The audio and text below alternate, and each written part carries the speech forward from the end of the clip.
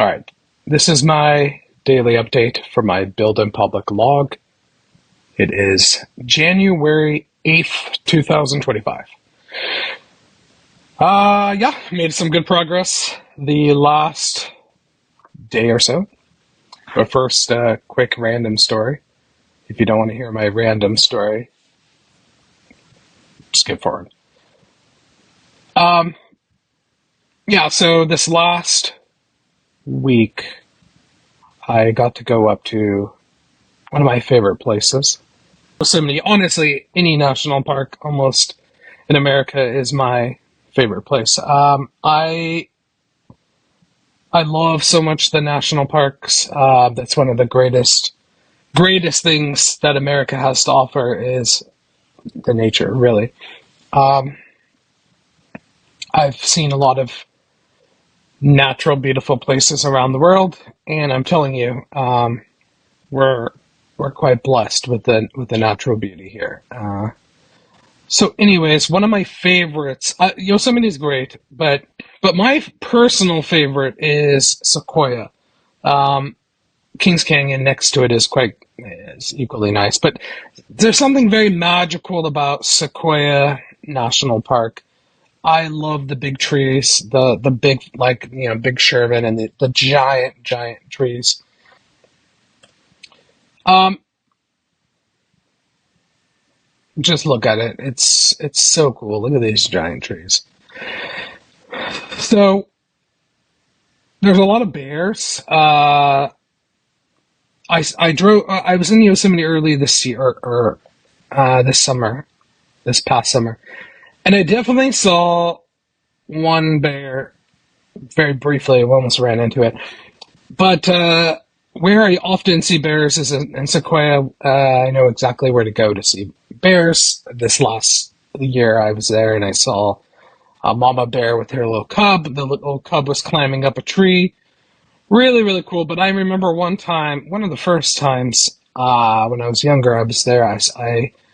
We were on this little trail, a little loop where you'll often see these bears at. Um, I was walking and I turned the corner on the trail. I was ahead of the group I was with. I was with a few people, and uh, I turned the corner and a bear was sitting right there, right in the middle of the trail. Like you couldn't really go around. It was blocking the whole way. And so here in California, where sequoias, there's the grizzly bear on the flag. Well, there's no grizzly bears. It's like kind of false advertisement. There's been grizzly bears in California. Jesus, I think like 150 plus years. Um, so we have the little black bears, and black bears, they're kind of pussies. They're cowards. They will attack, but they don't often. They're kind of they're so used to people they don't. I don't know. They don't put up a fight. Let's put it that way. But you don't want to piss off a mama black bear. She'll still mess you up. So, I slowly walked back because I was like, wow, I'm way too close to this bear. Like, this, okay. And I kind of walked back a little bit and then I said, no, you know what? We got to go forward. Like, I don't want to go all the way back. This bear's in my way. So I puffed up my chest and I walked up to the thing and, I gave it a loud, yell. I yelled at the thing as loud as I possibly could. And this damn bear, he kind of turns his head, looks at me, and goes, and like makes a grunt like this, and turns his head back around, and he was eating something. I don't know. He was doing something. Just ignored me. And then I was trying to call the bear and get its attention, and he completely just ignored me, pretended like he didn't hear me, but I knew he can hear me, this damn bear. And it made me so mad that, I felt disrespected by this bear. He didn't respect my, he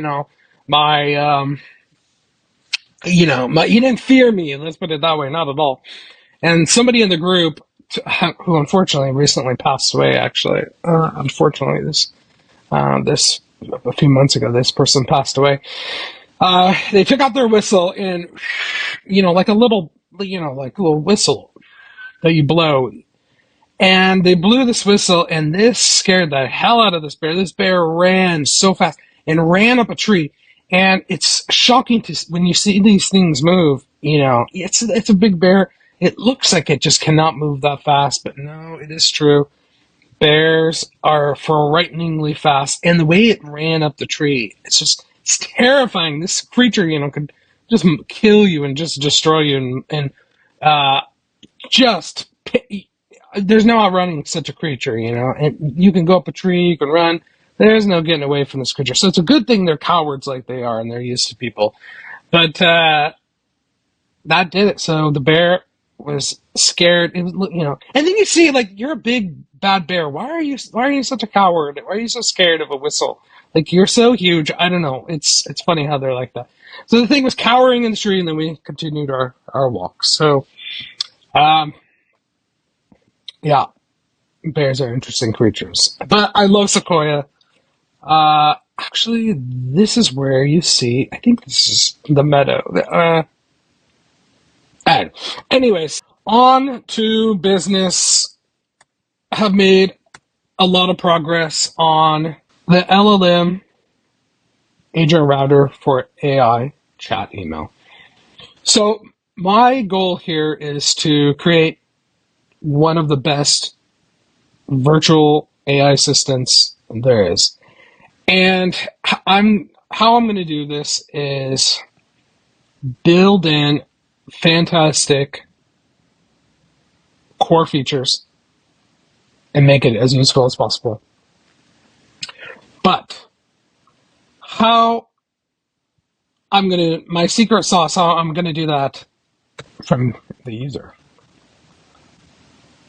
So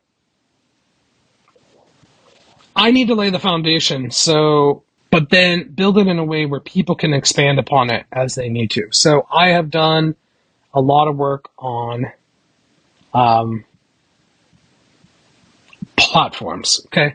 So every single startup, they want to be a platform. Not every single one, but a lot of startups.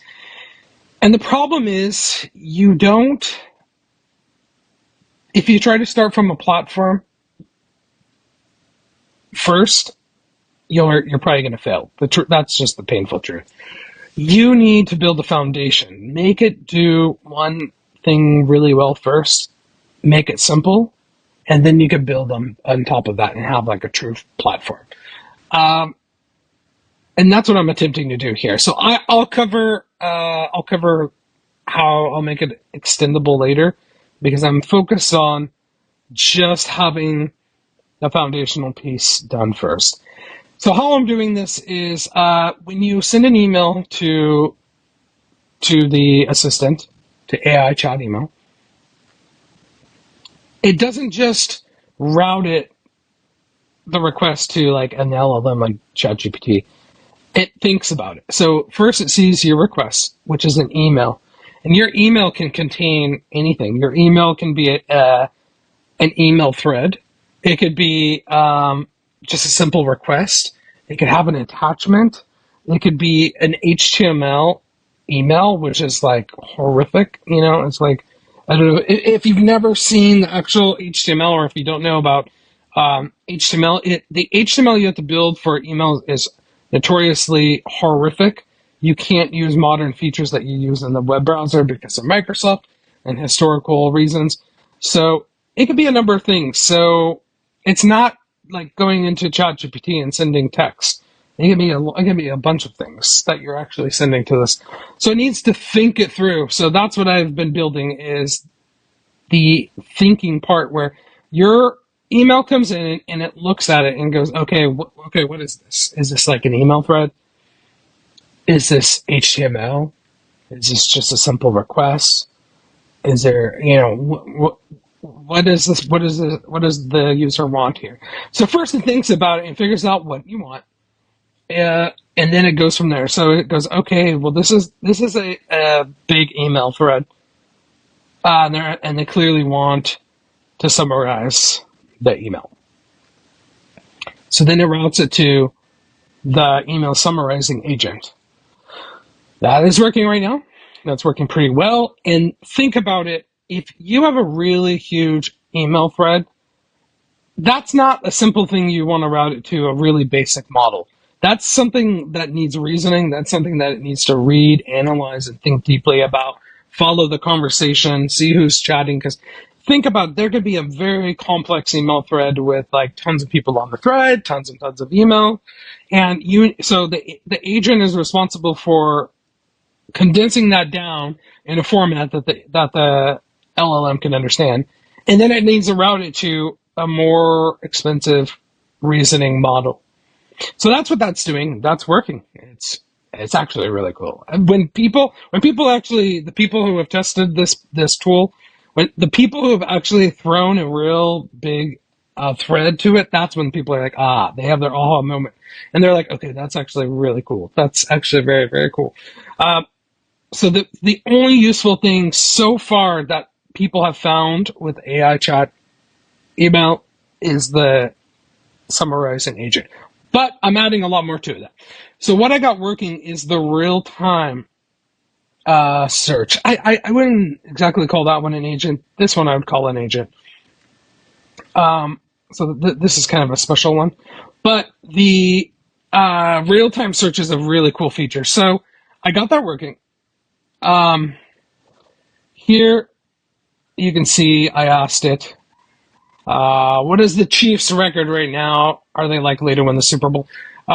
I don't give two shits about football. I don't follow football. I don't care about football. But somebody I know is a huge Chiefs fan. They're from Kansas City. They're obsessed with football, and they're quite happy. Put it in the top of my mind. And it's a good example of like doing a real-time search. So this is a great example because it's right now when I sent the email. Check it out. So it says, they've had a remarkable record in season. And this is exactly what I want.